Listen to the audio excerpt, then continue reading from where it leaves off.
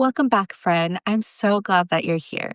In our last episode, we explored all the beautiful, creative, powerful ways to use your journal: brain dumps, win lists, gratitude pages, weekly resets, memory books, and creative play. All these different methods that turn journaling into a supportive life practice. But so many people reached out with the same follow-up question. Okay, but what do I actually write? Because knowing why journaling works doesn't always remove the freeze of the blank page. So today is all about taking that pressure away. This is about meeting yourself exactly where you are with a pen and a few kind words, even on your days when energy is low or your emotions feel tangled. Before we start, I want to welcome you again to my channel. I am Alma Joy, a working professional, life coach, and content creator in San Diego, California. And whether you're tuning in on your morning walk, during your commute, or curled up at home, I'm so glad that you're here. All right, let's begin. Idea 1, when your mind feels overwhelmed. Some days, your thoughts feel louder than your life. Your brain keeps racing, responsibility on top of worry on top of mental to-do lists, until your nervous system feels overloaded. On days like this, journaling is about dumping, not organizing. Start with prompts like, everything on my mind right now is, what feels heavy today is, right now I'm worried about, I feel tense because. The key is, don't structure this. Let the words tumble out messy. Think of this as emotionally clearing out your mental inbox. You're not solving problems. You're simply naming what's here. Then gently close with, the one thing that truly matters today is, even if the answer is rest or showing up gently, clarity begins when noise quiets. Idea 2, when your emotions feel heavy, there are days when feelings don't need fixing. They just need witnessing. When emotions sit unspoken, they grow heavier. Writing gives them somewhere safe to land. Soft prompts you can use are, today hurts because.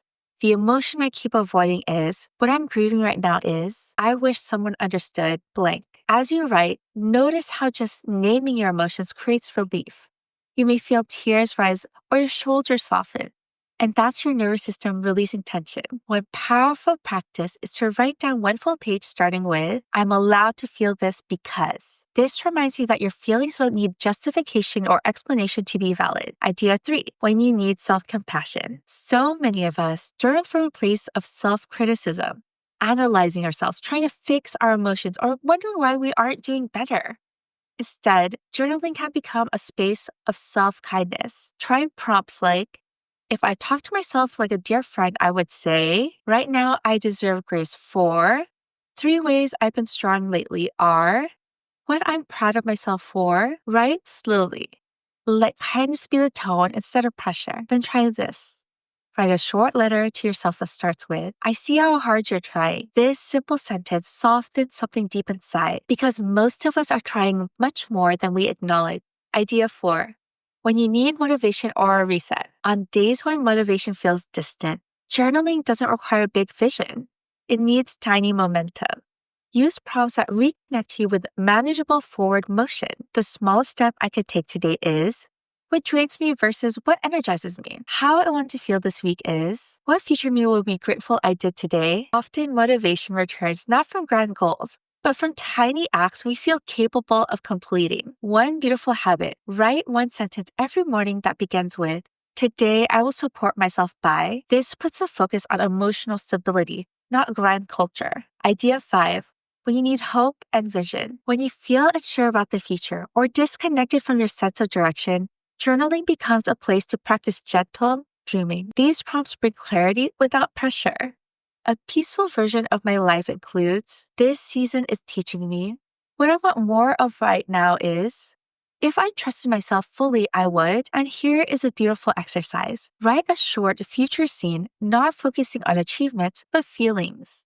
Describe a moment where you feel safe, calm, joyful, fulfilled. What you see, hear, smell, sense. A future when you write from feeling rather than timelines, your nervous system starts to believe a calmer future is possible and begins creating that direction subconsciously. Idea 6, low energy journaling for hard days. Some days, writing full paragraphs feels impossible, and that's okay.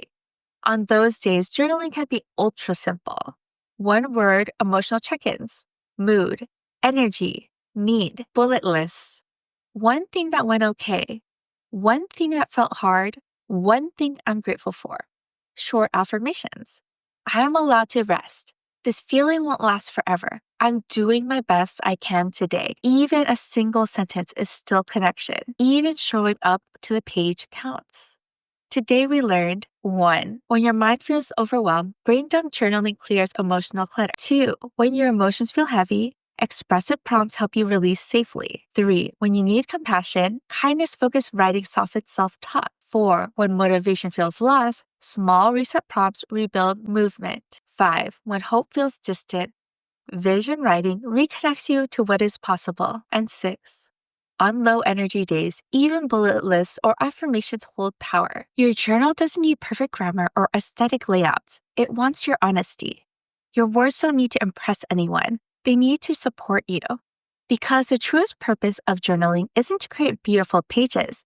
It's to create a gentler relationship with yourself. And that relationship changes everything. If this episode lifted you today, I'd love for you to subscribe and share it with someone who needs it. And come back for more cozy inspiration. Take care and remember, you are enough.